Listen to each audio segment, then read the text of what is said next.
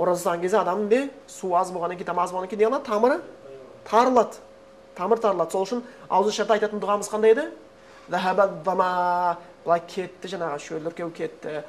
Тамырлар нәрленді, суланды дейміз да. Су жүрмеген артқа су барған сияқты. Сол нәрленді. Шайтан мына жақтан жүруші еді, бірақтан барып, тамырлар тарылғаннан кейін пробка басталды да шайтандарға. Тұрып, әрнеде жүре алмай, сөйтіп азғыру күші не азайып қалады екен. Өзі шайтандардың байлану ғалымдар өзі екіге бөледі. Бұны айтып отқан себебім, шайтандар байланатын кезде кейбір ғалымдарға да не үлкен шайтандар байланады дейді, кішілер қалады дейді. Кішілердің өзіне пробкада тұрып қалады. Сондан жаңағы бұл жерде және шайтанның шахваттың үстіне үстемдік құруға мүмкіндік беріліп тұрған кезде шайтанның үстіне жаңағы үстемдік құруға мүмкіндік беріп тұрған кезде тақуалыққа жолдар ашылады екен. Сондықтан бұл жаңағы Рамазан айының және бір беретін пайдасы осы тақуалық болып келеді екен. Одан кейін біз хадистерді көреміз. Хадисте келеді, пайғамбарымыз Мұхаммед Мұстафа сосын айтады. Ман лам яда қаула зур. Кім-кім өтірік сөз тастамаса, уәл амала бихи, омен амал сол жаман істі, сол өтірік сөзге амал істегенде, бұл жаман істі тастамаса, фалайса лиллахи хаджатун, оған Аллахқа қажет емес дейді. Ан яда тамақ ва шарабаху дейді. Тамақ жемегені, су ішпеген Аллахқа керек емес дейді. Егер ол жаман сөзден, жаман істен тыйылмаса. Яғни біз ораза болған кезде, онда тек қана асқазанның оразасы болмау керек бізде. Бізде көздің оразасы, құлақтың оразасы, жүректің оразасы, қолдың оразасы деген сияқты ораза бойымызға кіру керек. Сондықтан ораза дегеніміз мұсылманшылықта азынан кешке дейін тамақ жемеу қою емес. Тамақ жемеу қою емес. Бұның нәрсе бұл құлшылық жатыр ар жағында. Сен сол тамақ жемеу арқылы, суды ішпеу арқылы Аллахтың бұйрығын басқа бұйрықтардан жоғары қоятыныңды дәлелдейсің. Сол ісіңменен болып табылады екен. Сол үшін бұл жаңағы оразада қолдан келген болатын болса, адам сөзі. Сол үшін оразаға кірген адам шыққан кезде сөзі де өзгереді деп жатқанымыз осы. Және осы сөзге өте көп көңіл бөліңіздер. Құлшылықтың көбісінде осы жаман сөзден тыйыл деп келеді. Оразаң қабыл болсаң да өтірік сөзден тыйыл, жаман істен тыйыл деп келеді. Қажылықта да сондай. Кімде-кім қажылық қылса, жаман сөз сөйлемесе, жаман тірлік істемесе, анасынан туғандай болып қайтады дейді. Анасынан туғандай сәбидей болып күнәдан тазарап қайтады деп келеді. Сосын қажылықтың ішінде де жаман сөз сөйлеме деген нәрсе бар, оразаның ішінде де жаман сөз сөйлеме деген нәрсе бар, тіпті намаздың ішінде бөтен жаман сөз тұрмақ, бөтен сөз сөйлеме деген нәрсе бар. Біздің бұл намазымыз, бұның ішіне адамның сөзі қосылуға болмайды дейді. Намазың сенің жақсы сөзге үйретіп атса, оразаң жақсы сөз сөйлеуге үйретіп атқан болатын болса, қажылығың жаман сөзден сақ бол деп атқан болатын болса, сенің мұсылманның және бір ерекшелігі мұсылманнан жақсы сөз шығады. Мұсылмандан боқтамайды, мұсылман өтірік айтпайды, мұсылман жалаға жүгірмейді. Сосын негізінде өмірдегі проблеманың 90% сөзден екенін естен шығармаңыздар. Сол үшін жәннатты сипаттан не деп келеді? Ла ясмауна фиха лагва ва ла та'сима. Жәннаттағылар дейді. Бос сөз, өтірік сөз былай тұрсын, күнә сөз. Бос сөзді естімейді дейді. Күнәлі сөз естімейді дейді. Бос сөз, күнәлі сөз. Сол үшін ол жәннат. Ал мына өмірде әлі өсек бар кезде, өтірік бар кезде, жала бар кезде мына дүние жәннат болып кетпейді. Таумен тасты жел бұзады, адаммен адамды сөз бұзады. Сол үшін мұсылманның бойындағы және бір ерекшелігі жаман сөз сөйлемейді, яки бауыры туралы бір жаман хабар жеткен болатын болса, бірден қабылдамайды, анықтап алмайынша. Сол үшін бұл оразаның және бір үйрететін нәрсесі жаман сөз бен жаман істен алыс болуға бізді үгіттейді екен. Енді біз жаңа жоғарыда айтып кеттік, оразаның бір өзінің ерекшеліктері бар деп айтып кеттік. Оразаның ерекшелігі жаңағы шайтандар байланғандығы, жәннаттың есігі ашылады, дозақтың есігі жабылады дейді.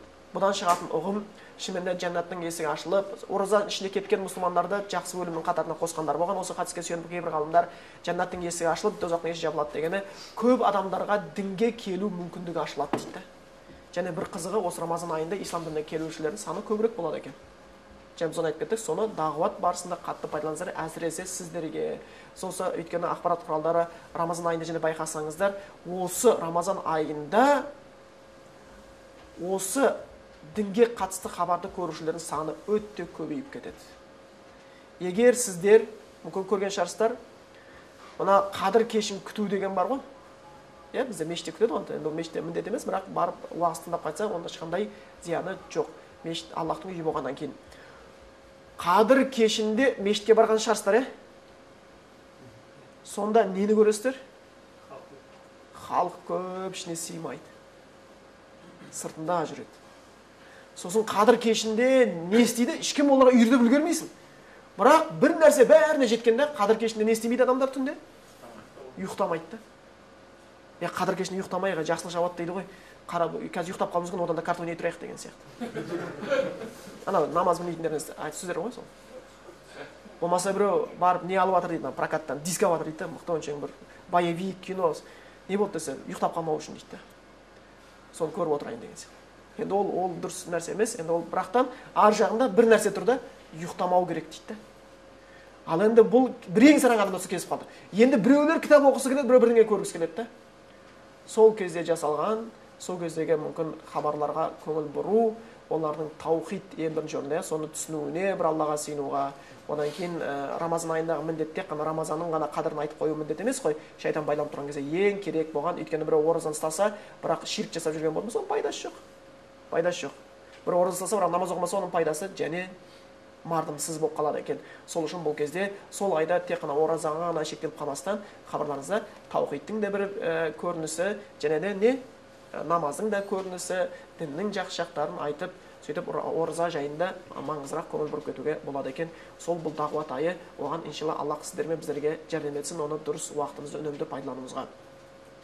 Одан кейін бұл айдың және бір ерекшелігі,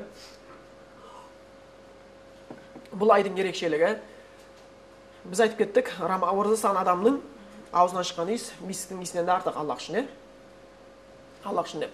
Осы хадиске кезде сүйеніп, кейбір ғалымдар ораза кезінде мисуак пайдаланбаған жақсы деп айтқан. Бірақ ол толығырақ дұрыс фатуа емес. Өйткені ол анау иісті айтып тұрған жоқ, оның құлшылығының мәнісін айтып тұр да.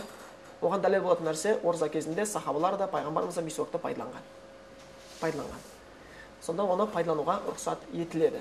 Тек қана арғайып жұтып тастамасаң болды. Тіс шығудың айыбы жоқ. Екінде, ана пастын пайдаланған кезде сақ қыласыздар, өйткені пастында дәм көбірек болып кетеді, қоспалар көп болынша. Бірақ мисуакта бар, бірақ оразаны бұзбайды, оны айтып қайтайын. Оразаны бұзбайды. Жұтпасаңыз болды. Одан кейін оразаның және бір ерекшелігі, біз айтып кеттік, бұрынғыларға ұқсамайтын жер бар дедік. Бұрынғы Аль-Фаслу байна сиямин ва сиямин ахли китаб аклату сахар деп келеді. Біздердің және бұрынғы кітап иелері арасындағы оразамыздағы айырмашылық сәресіне тұру дейді. Сәресіне тұруға қатты көңіл бұрыңыздар. Парыз емес әлбетте. Сүннет, бірақ пайдасы мол. Оның пайдасы мол екенін қазір бірнеше хадиске тоқталамыз, өздеріңіз көресіздер. Біріншісі, біз бен ілгергілердің кітаптың арасындағы, ілгергі кітап иелерінің арасындағы оразамыздың арасындағы айырмашылық не? Сәресіне тұру, осы арқылы бір ерекшелік беріп отыр да біздің пайғамбар Мұхаммед саллаллаху алейхи үмбетіне Аллах тағала. Екінші хадис бар. Инналлаха ва малаикатаху юсаллуна алал мутасаххирин деген хадис бар. Сәресіне тұрғандарға Аллах тағала мейірімін жаудырып, періштелер дұға жасап отырады дейді. Сен тамақ жеп жатсың? Ой, періштелер саған Құдай мынаны кешір, мынаны кешір деп саған дұға жасап отыр. Періштелердің дұғасының астында қаласың. Жақсы дұғалардың арасында. Сол үшін бұның жаңа бір нәрсе мутасаххириндегі дұға жасай деп келеді. Одан кейін сәрес уақытын өзін білесіздер ме, қандай уақыт екен? Бұл тәһәҗҗүд уақыты. Ал тәһәҗҗүд уақыты дегеніміз не нәрсе? Әлемдердің Раббысы Аллах тағаланың аспан әлеміне түсіп, ал кім бар сұрайтын берейін, тілейтін кім бар дұғасын қабыл етейін, деген кешірім сұрайтын кім бар кешірімін қабыл етейін деп аспаннан түсетін уақыт. Тура Аллах тағаланың жаңағы сондай бір берекетті қылған, мейірімді қылған аспаннан түсетін дұғалардың қабыл болатын сәтісі.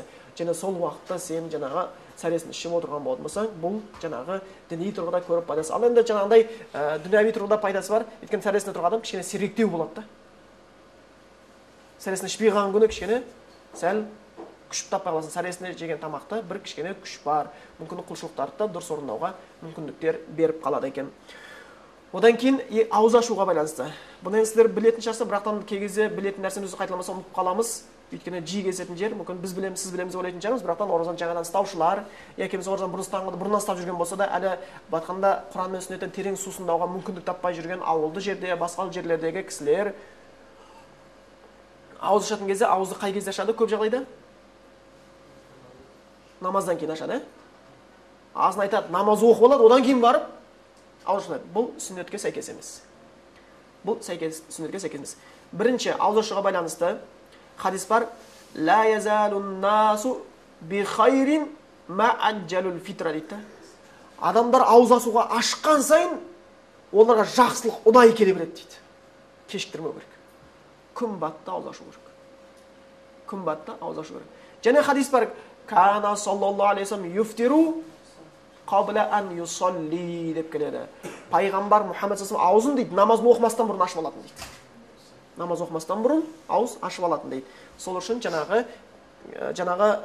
ауыз ашардың алдында, намаздың алдында азан айтылып жатқан сәтте сіздер құрмаңызды суыңызбен ашып, кішігірім батқанда ана бұдағы хикметіне кішігірім ана тамақтың уже уақыт жақындап қалды, енді ауыз ашамын ғой деген кезде уже асқазанын қатты не ала бастайды да. Ой, кеп қалды, міне болып қалды деген сияқты адам өзін өзі үгіттеп қойған. Сол үшін ниеттің осы жерде оразаға ниетті өте күшті істеу керек. Жалпы бүкіл құлшылық ниетсіз қабыл етілмейді. Бүкіл нәрсе ниетке байланысты. Ниет бір күш беретін нәрсе, ниет және есіне шығармаңыздар. Сіздің сәреңізде жеген ет емес, сәресінен кейін істеген ниетіңіз өте көп күш береді. Бірінші орында. Өйткені жай уақытта байқап қараңыздар, ораза емессіздер. Обедке бара алмай қалдыңыз да. Ай, бір тамағын жегің келеді ғой. Сосын біраз, мен даже обед ішкен жоқпын деп ашылғанымыз ғой әйеліңізге. Мен әлі обед ішкен жоқпын деп. Ал оразаға ниет қылсаң, жүре бересің. Бір бауырымыз айтқан сияқты, Арабияда кезіп қалса, мен мұсылман бауырымыз, біз ойлаған артық қылсын. Қазір күн деген ыстық болып ұрып тұр ғой. Нәпіл ораза ұстап жүр екен де. Енді өзі дәу здоровый жігіт. Айтады да, күнде 3 литр су ішемін дейді да. Бірақ соны ойладым да, осы шағын айында пайғамбар ораза көп ұстаған ғой деген сияқты, нәпіл ораза ұстайын деп ұстадым дейді да. Что-то шөлдемей жатырмын, түстен ауып бара жатыр дейді да. Неге? Ниет шөлін қандырып тұр. Ниет күш береді.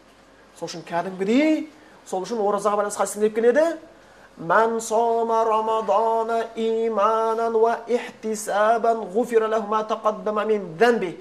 Кімде-кім Рамазан айының оразасын иманмен ұстаса, және немен дейді? Ихтисабан, сауабын үміт етіп. Түсіндіңіздер ме?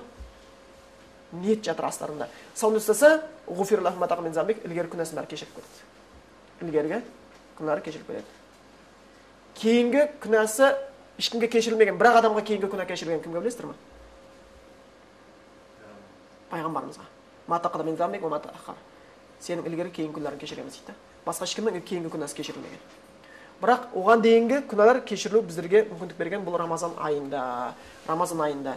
Сосын осы Рамазан айына байланысты хадистерге қарасаңыздар, бір нәрсеге қатты көңіл бұрылады. Хадистерде келеді, жаңағы хадисімізде. Бірінші жоғарыдан нәрсені түсінікті болды ғой, ауыз ашуға асығыңыздар. Күн батты ма? Егер сіз бір жолда болып қалам деп ойласаңыз, қалдырыңыздар, құрма салып жүріңіз, болмаса бір су салыңыз деген сияқты мүмкіндік болмаса, күн батқан мезеттен ауызды ашуға тырысыңыз. Одан кейін ауыз ашқан уақыттың кезінде хадис бар. Не деп келеді? "Уалиссаими даъватун инда фитрхи ла турат" дейді. Ораза ұстағанның ауыз ашар кезінде дұғасы кері қайтарылмайды дейді. Кері қайтарылмайды. Сол үшін ауыз ашатын уақыт жақындап қалған сәтте дұғамен айналысуға тырысу керек. Бұл жақта да қазір сондай мұсылмандар қатары көбейіп, сипаттары күшейіп келе жатыр ғой. Бірақтан мысалға, енді біз мұсылмандар көп жерде болып қалған жағдайымызда бір нәрсені байқаймыз. Бір қызық нәрсе болады.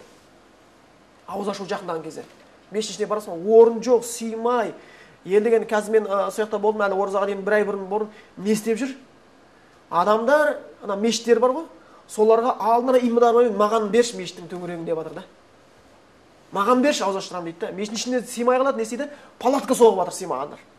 Уже басталып кеткен магазиндерді, супермаркеттерді Рамазан үшін арзандату деп қояды да. Бізде Рамазан үшін, айт үшін қымбаттату дейді ғой енді. Олар Рамазан үшін арзандату дейді да. Ел деген сауапқа қазірден уже қырылып жатыр. Сосын енді мешіттің ана ішінде ауыз аштыра алмай қалғандар, мешіттің сыртында ауыз аштыра алмай не істейді? Светофордың түбінде бір коробкаға су, бір құрмаса қойып отырады дейді. Сөйтіп ана светофордан пробка, ана машина тұрып қалды. Аллаху акбар азан болған кезде жүгіреді ғой, светофор қызылға тоқтағанда машиналарға. Барып құрма беріп, су беріп,